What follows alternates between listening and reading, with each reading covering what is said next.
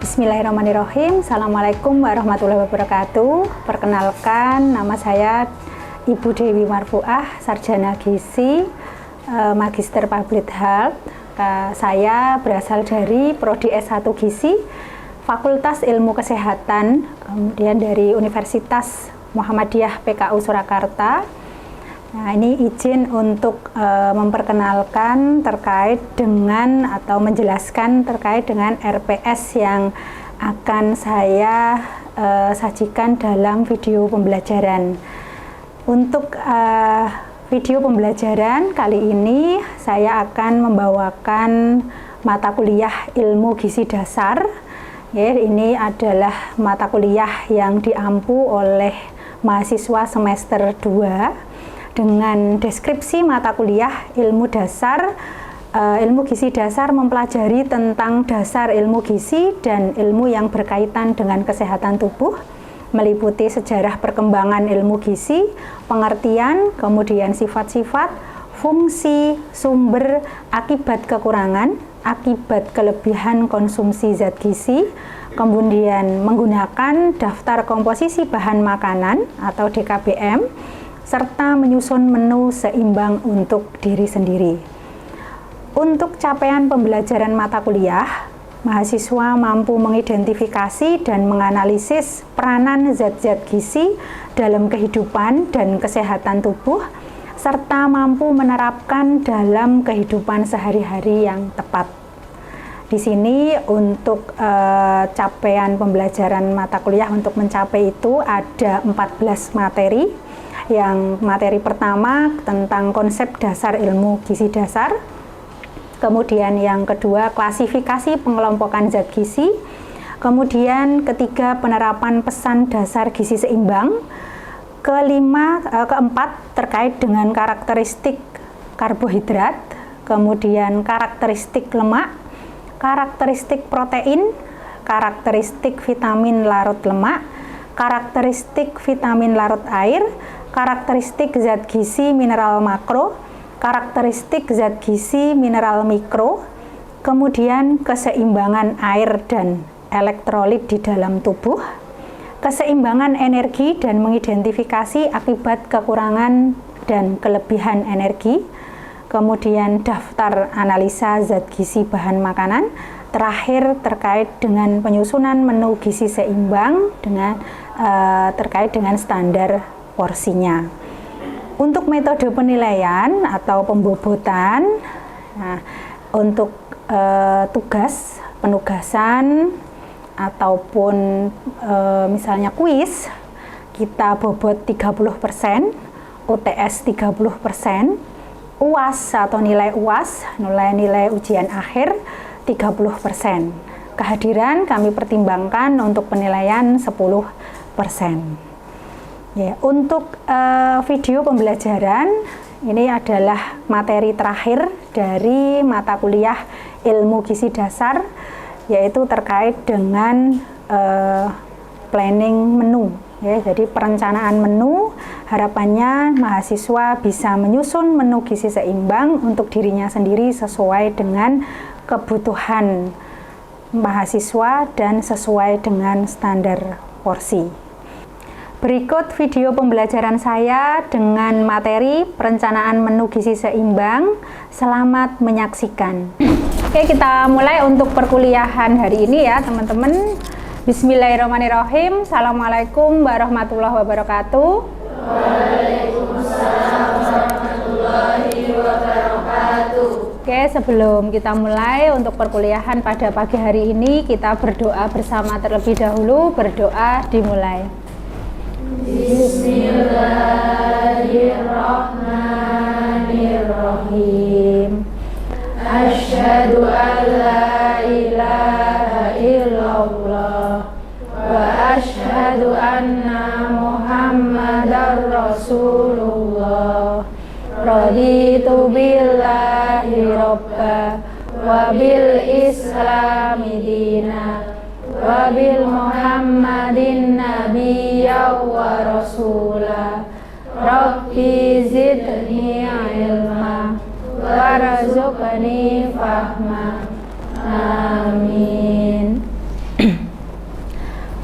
Oke, pertemuan hari ini kita akan membicarakan atau diskusi terkait dengan perencanaan menu atau menu planning. Tujuan pembelajaran tentang perencanaan menu ya. Yang pertama, nanti mahasiswa harus bisa memahami terkait apa sih definisi menu.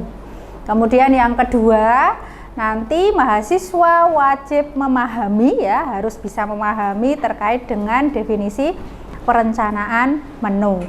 Kemudian yang ketiga, mahasiswa dapat memahami fungsi perencanaan menu. Kemudian yang keempat, memahami faktor yang dapat mempengaruhi apa saja sih terkait dengan perencanaan menu. Kemudian yang kelima, mahasiswa dapat memahami saran dalam penyusunan menu. Keenam, mahasiswa nanti dapat memahami syarat menu yang baik itu seperti apa. Terakhir, teman-teman harus bisa menyusun menu gizi seimbang untuk orang sehat. Ya, jadi target akhirnya itu teman-teman bisa menyusun untuk dirinya sendiri. Nah, dirinya sendiri, kemarin kita sudah belajar menghitung kebutuhan, nanti dilanjutkan hari ini untuk bisa menyusun menu sesuai dengan perhitungan yang kemarin. Ya, kemarin sudah dihitung belum kebutuhannya? Sudah ya, sudah tahu ya. Nah, nanti seberapa besar sih menu yang akan disajikan dalam sehari? Nah, nanti dibandingkan kira-kira yang kemarin dimakan oleh teman-teman itu kebanyakan atau kurang. Oh, ternyata setelah dibuat nih menunya sama dibandingkan yang teman-teman selama ini sehari-hari makan, wah ternyata kebanyakan. Ya pantes nih aku lemu itu ya. Pantes kalau gemuk atau yang kurus nih. Oh iya, saya ternyata harus pagi tuh makan segini, snacknya siang, kemudian snack sore, malam. Lah saya aja makan cuma 2 kali sehari, ya bener, nek saya kurus. Nah, jadi dengan tema hari ini, harapannya teman-teman itu paling akhir adalah bisa menyusun menu gizi seimbang sesuai dengan kebutuhannya. Nah, sebelum besok nanti ya, semester yang akan datang teman-teman harus bisa menyusun dari segala pasien, orang sakit, orang sehat. Nah, ini minimal kita bisa menyusun untuk diri kita sendiri. Oke, kita lihat apa ini teman-teman? Apa ya itu ya? Enak enggak? Enak. Ketoke ya. Kelihatannya enak ya, kan gambar Bu, kayaknya menarik gitu ya. Ya, oke, kira-kira, nah nih, apa yang menjadi dasar perencanaan menu? Bingung? Apa ya? Oke, pertanyaan saya balik, menu itu apa menurut teman-teman? Menu itu makanan, oke, apa lagi? Apa? Daftar makanan, menu. Ya, kalau perencanaan menu? Merencanakan makanan yang diolah. Kira-kira itu kita butuh nggak sih? Harus nggak sih merencanakan menu? Harus. Kenapa? Biar pasti sesuai prosedur. Apalagi? Sesuai porsi, apalagi? Sesuai dengan kebutuhan, oke.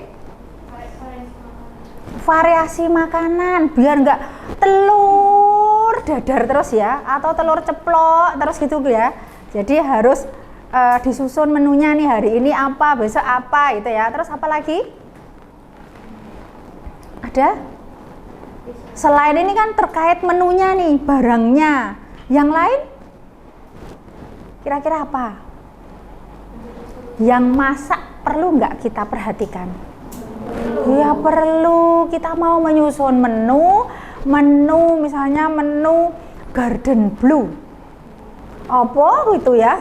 Nah, ternyata yang mengolah nggak paham masakannya, berarti kita harus melihat SDM-nya. Oke, lanjutkan ya. Menarik nggak ini?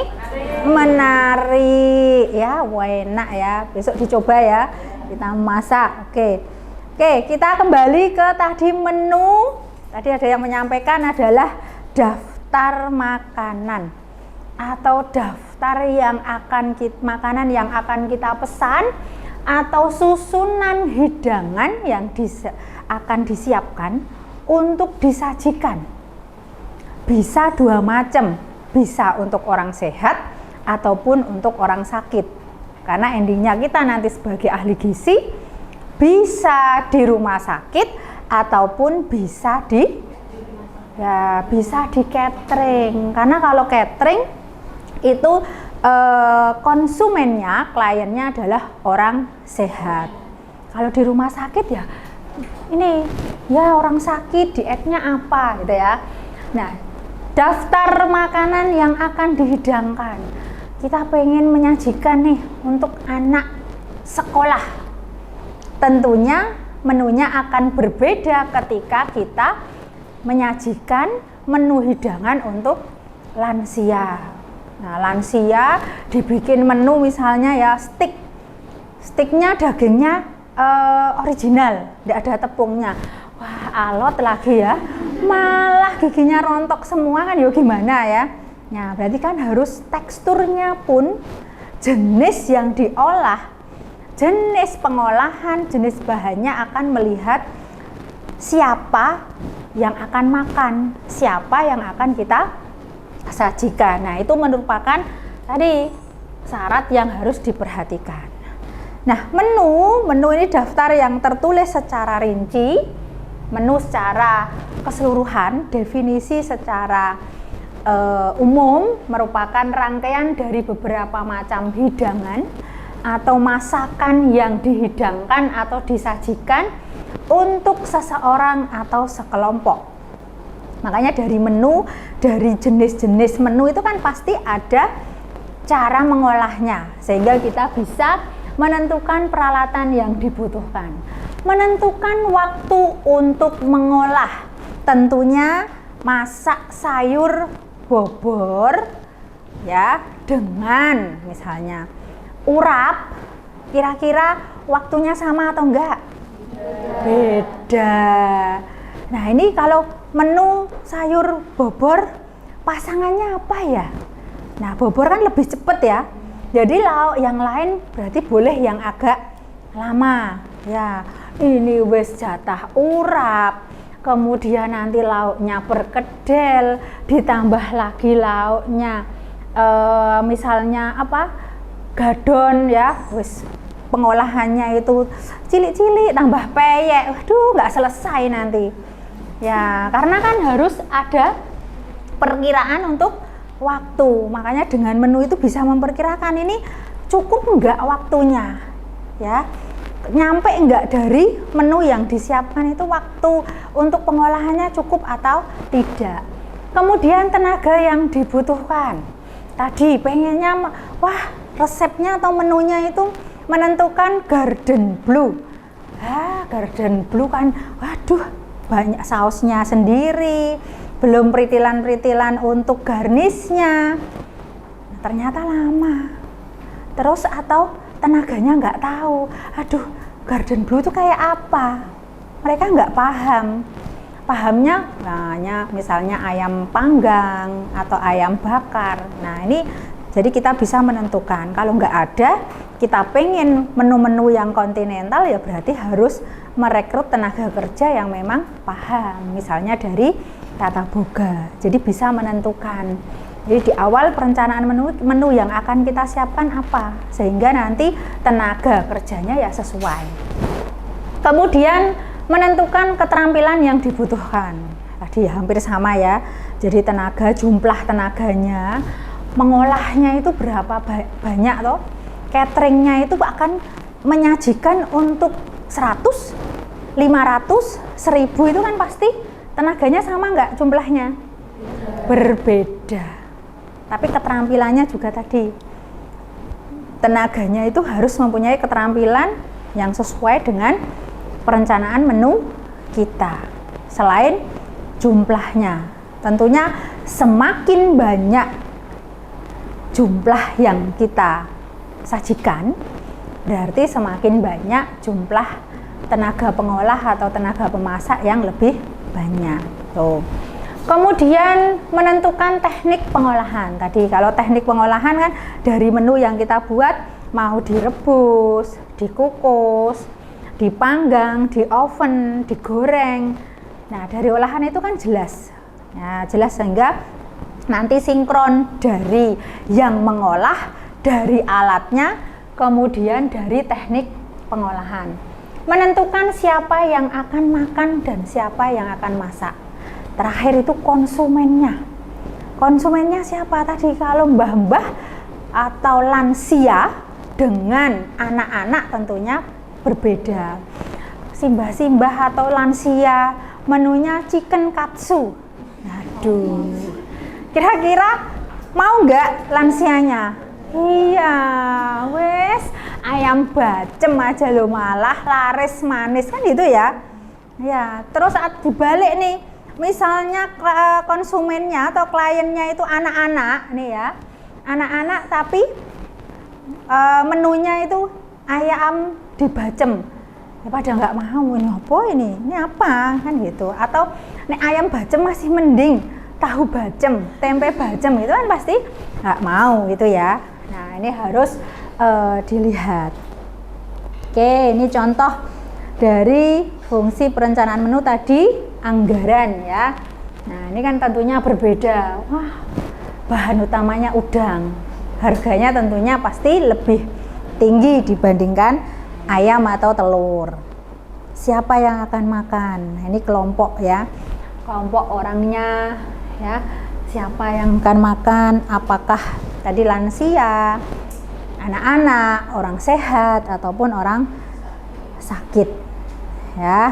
Nah ini contoh-contoh di penyelenggaraan makanan. Nah kemudian faktor yang mempengaruhi dalam perencanaan menu yang utama adalah nilai gizi.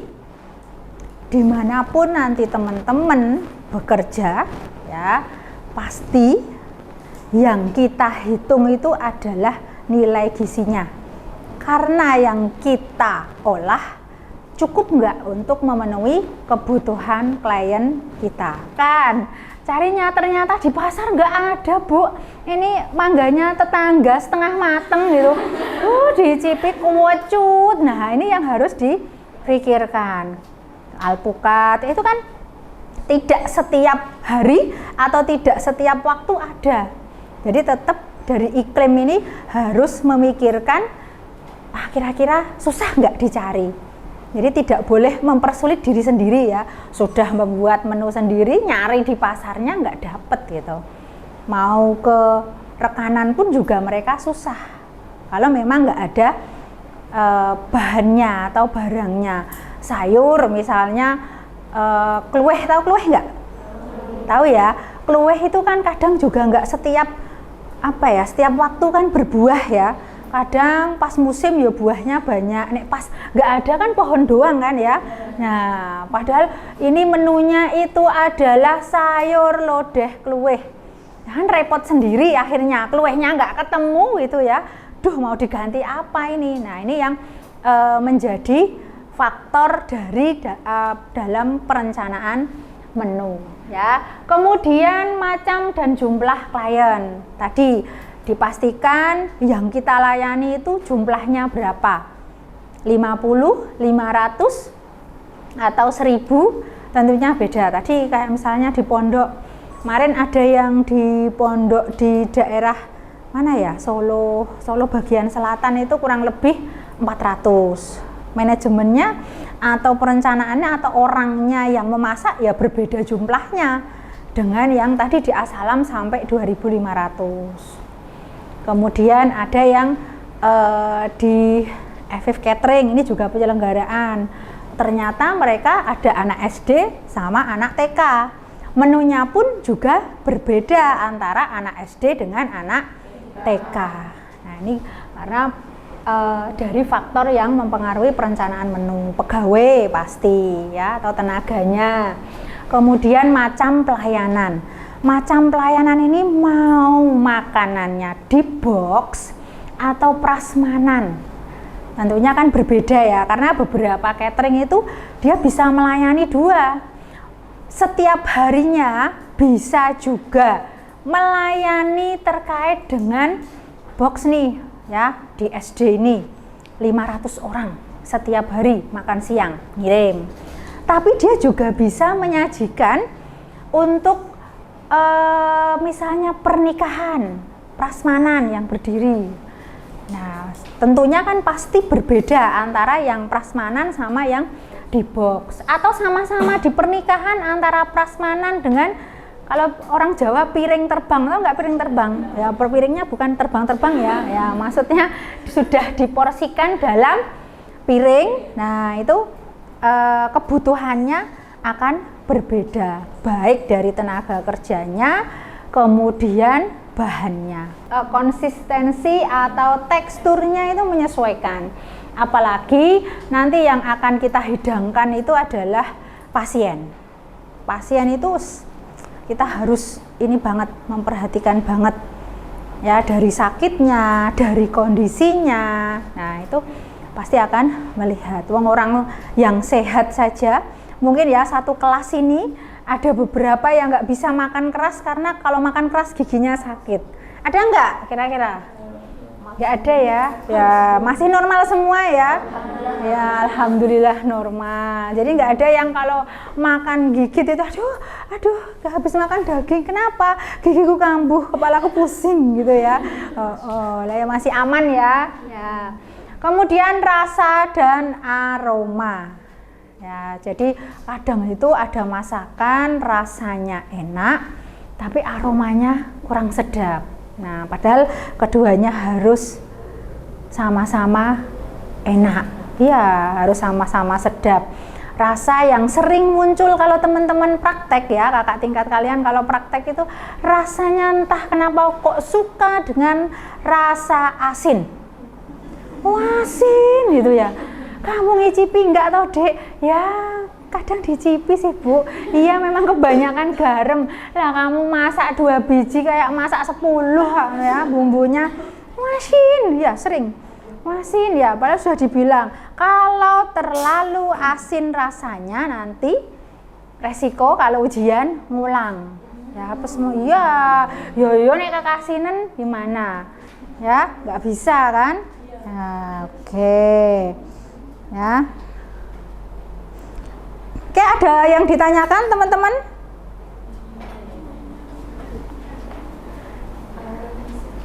Ada yang bertanya? Apa, Dek? Kan saya sering lihat di media sosial gitu loh. Ada influencer yang melakukan diet. Dan saya tuh mau nanya tentang rice paper itu sama beras porang itu bagus tidak sih bu? Beras porang sama rice paper. Soalnya waktu itu di influencer itu mengatakan beli martabak tapi dia DIY sendiri atau masak sendiri menggunakan rice paper.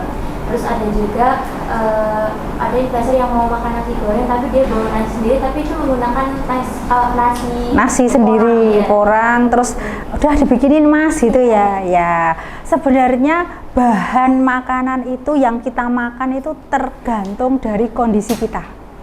Jadi saya nggak bisa ini bagus atau enggak. Yang makan siapa dulu? Kalau yang makan pasien ya tentunya saya bilang ya nggak boleh. Kalau untuk orang sehat tujuannya apa dulu? Untuk menurunkan berat badan atau untuk meningkatkan berat badan. Jadi teman-teman harus hati-hati ketika nanti jadi ahli gizi, tidak bisa mengatakan bahan makanan atau masakan apapun ini baik, ini benar. Jadi kita mau berbicara apa dulu? Ya, kita mau berbicara, oke, ini kita akan terkait diet terkait dengan menurunkan berat badan. Oke, menurunkan berat badan boleh nggak sih makan nasi? Boleh. Tapi kita ukur dulu nih status gizinya gitu ya. Berapa banyak kebutuhannya, kemudian boleh nggak yang indeks glikemiknya lebih rendah, kita pakai beras merah. Nah, itu lebih bagus dibandingkan beras putih ya. Ya, kalau porang ya mungkin diperbolehkan ya, diperbolehkan asal kita benar-benar tahu si beras porang ini ada nggak pengawetnya. Iya, takutnya ada pengawetnya juga ya.